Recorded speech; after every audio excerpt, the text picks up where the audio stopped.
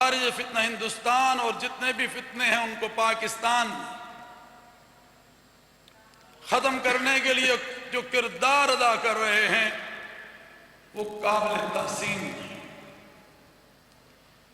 ہم ان شہداء کو سلام پیش کرتے ہیں جنہوں نے ملک پاکستان کے لیے اپنی جانیں دی ہیں اور وہ اپنی جانیں دے رہے ہیں۔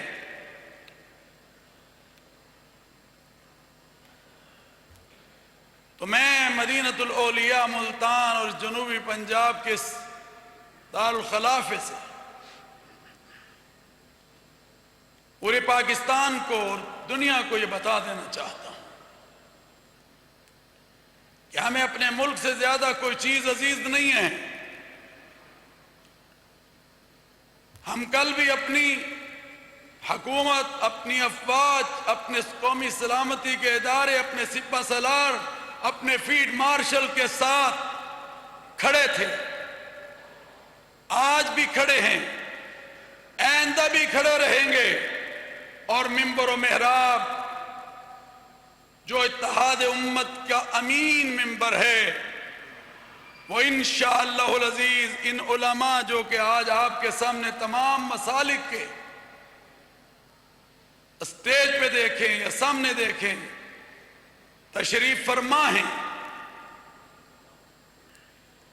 ہم اپنے کردار کو ادا کرتے رہیں گے۔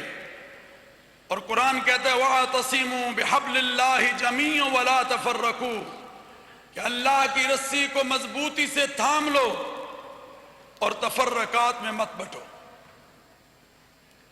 اور میرے اور آپ کے نبی حضرت محمد الرسول اللہ صلی اللہ علیہ وسلم کا فرمان ہے المسلم من سلم المسلمون من لسانہ ویدہ، کہ فرمایا کہ تم میں بہترین انسان وہ ہے جس کے ہاتھ اور زبان سے دوسرا مسلمان نہ ہو۔ یہ کس دہشت کی بات کرتے ہیں، کس وحشت کی بات کرتے ہیں، کس قتل و غارت کی بات کرتے ہیں؟ بھائی صاحب، اللہ کا قرآن کہتا ہے من قتل النفس بغیر نفس او فساد فی الارض فکأنما قتل الناس جمیعا، کہ ایک انسان کا جو قتل ہے وہ پوری انسانیت کا قتل ہے، اور ایک انسان کی جان بچانا گویا پوری انسانیت کی جان بچانے کے مطلب۔ اور قرآن کہتا ہے جس نے نہ حق کسی مسلمان کو قتل کیا اس کا ٹھکانہ جہنم ہے۔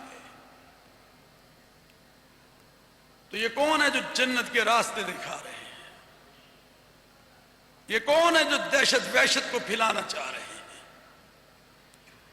ان سب کو ہم یہ بتا دینا چاہتے ہیں کہ تمہارا کوئی ایجنڈا وطن عزیز پاکستان کے خلاف، تمہاری کوئی سازش وطن عزیز پاکستان کے خلاف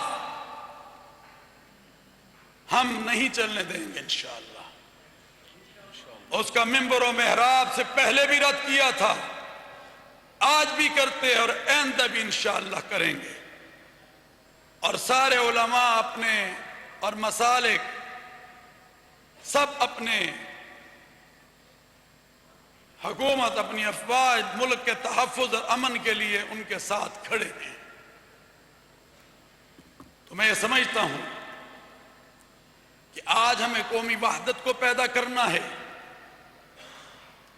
میں سمجھتا ہوں آج معاشرے سے تشددانہ رویوں کو ختم کرنے میں کردار ادا کرنا ہے۔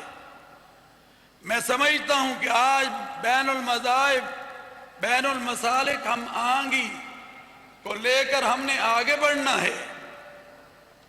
اور میں سمجھتا ہوں کہ پیغام پاکستان جو پاکستان کا بیانیہ ہے، پاکستان کا یہ وہ بیانیہ ہے جس میں دہشت گردی کو حرام قرار دیا گیا، جس میں انتہا پسندی کو حرام قرار دیا گیا، جس میں خودکش حملے وطن عزیز کے اندر حرام قرار دیا۔ یہ بیانیہ پیغام پاکستان جس کو آج پوری دنیا میں سراہا جا رہا ہے، اور ریاست کے اندر ریاست اور ریاست میں ہتھیار اٹھانے کو غیر شرعی اور حرام قرار دیا ہے. یہ تمام مسالک کے علماء کرام کا یہ فتویٰ ہے. تو آئیں مل کر ہم اس وطن عزیز پاکستان کو مضبوط کرنے میں پیغام پاکستان کو ہر گھر کی آواز بنائیں، ہر ممبر سے اٹھائیں اور اس کو لے کر آگے بڑھیں.